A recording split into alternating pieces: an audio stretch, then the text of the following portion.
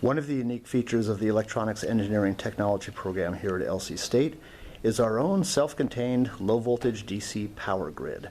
This is useful for not only powering up student projects and experiments with safe low-voltage DC power, but also in itself can serve as an experiment or a project for various student learning activities. So it consists of 8 different junction boxes labeled JB1 through JB8, and they are connected to 8 solar panels, which are currently facing southward out this window, where they receive sunlight. And originally, the system was very crude. We had 8 panels, 8 junction boxes, and each junction box was only connected to its one panel. Well, now we have them connected together to each other to be able to share power amongst the different junction boxes. And indeed, in this format, we can view each junction box as being a substation in the power grid. So I wanted to give you a brief tour of how this works. Inside each substation is a 6-position fuse block. And this is used for overcurrent protection for the 6 different interconnections or ports or bays of the substation. That's the proper electrical power grid term for this, is a bay. So in this case, each of our substations is a single bus, single breaker design, and we have 6 different bays or 6 different places where each substation can connect to something else. In this case, the something else might be a solar panel, another substation, a storage battery for storing energy, or maybe a couple of points of connection for loads. So right now each substation, each junction box has its own 6-position terminal block, and eventually we'll have 6 different circuit breaker assemblies, each one wired in series with its respective fuse. The idea here is to have the fuse as an absolute means of overcurrent protection, so even if something goes terribly wrong with the circuit breaker and it does not trip when it should, we still have overcurrent protection by means of a fuse. All the wiring in the system is way oversized for the fuse ratings we're using. So for example, all the wiring between junction boxes is 12-gauge copper wire, and the largest fuse size I have for interconnections between the junction boxes is 5 amps, which is quite a bit less than the continuous rating for a 12-gauge wire. So let's focus in on the circuit breaker. So each circuit breaker is actually a latching relay soldered into its own printed circuit board with an array of 4 resistors acting as shunt resistors for current measurement. By a latching relay, what I mean is a special type of relay that has 2 coils inside of it, a trip coil and a closed coil. If you energize the closed coil, the relay contact closes and remains closed even when you stop energizing that coil. When you then energize the trip coil, that forces the contact to open, and it will remain open even if you stop energizing the trip coil. So we have trip and closed coils, just like a power circuit breaker, but of course very small scale. This particular relay is actually rated for 16 amps of current, so again it's way overrated compared to the actual ratings of the fuses and the purposes of the system. So spots for 6 circuit breaker assemblies, 6 fuses for 6 different bays of the substation. And currently the scheme of these bays is as follows. Bay number 1 connects to the respective solar panel for this junction box. So in this case, JB8 is going to connect to solar panel number 8, right there, through its uppermost bay or uppermost fuse and circuit breaker. The circuit breaker itself has a pair of trip and close buttons, so I can actually trip and close the circuit breaker. You see the green and the red LEDs.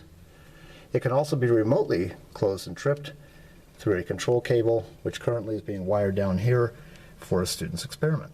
That student will be wiring in a homemade SCADA system, which will be able to trip and close the circuit breaker at will.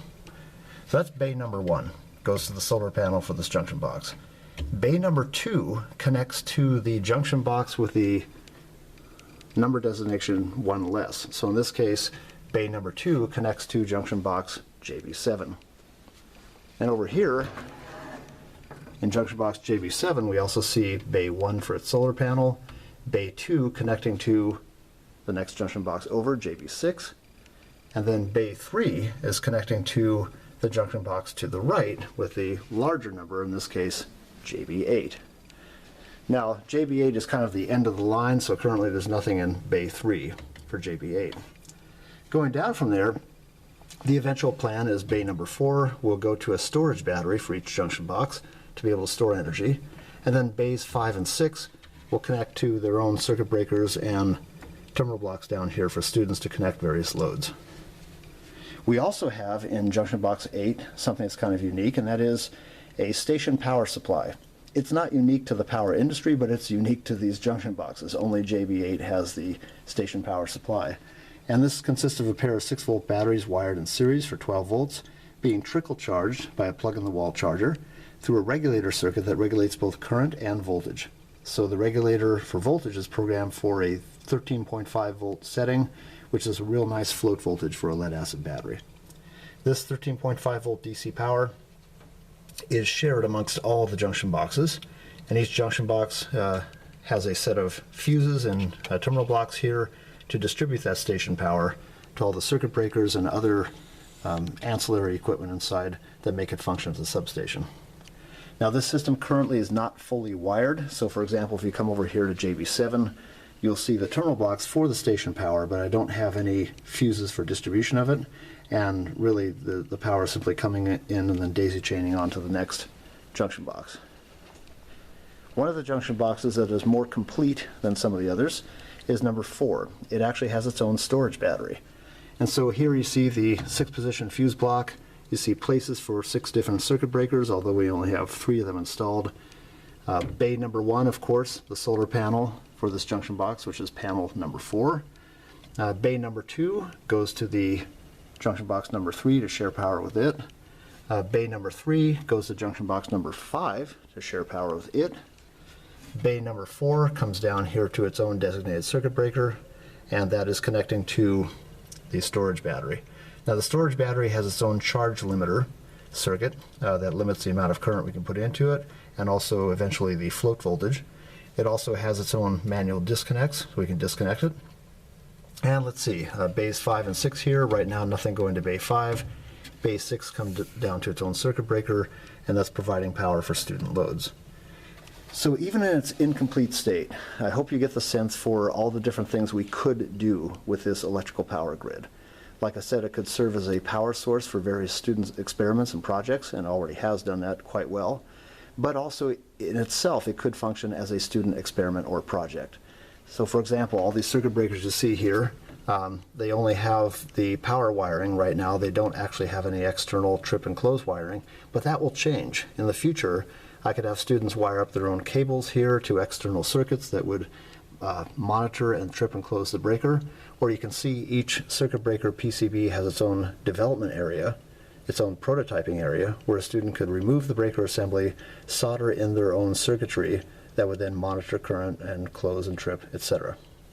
But even as it stands right now, in this very crude sort of manual configuration, it's still useful. For example, you could take a voltmeter and measure across the sensing terminals, the outer 2 terminals here for the shunt resistor network, and you could monitor current that way. The shunt resistors consist of 4 2-ohm resistors connected in parallel, which gives them a total resistance of ½ ohm.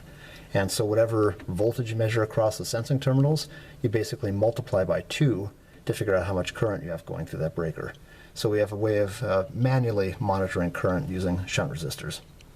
So again, lots of possibilities with the system, and I look forward to expanding upon it in future years.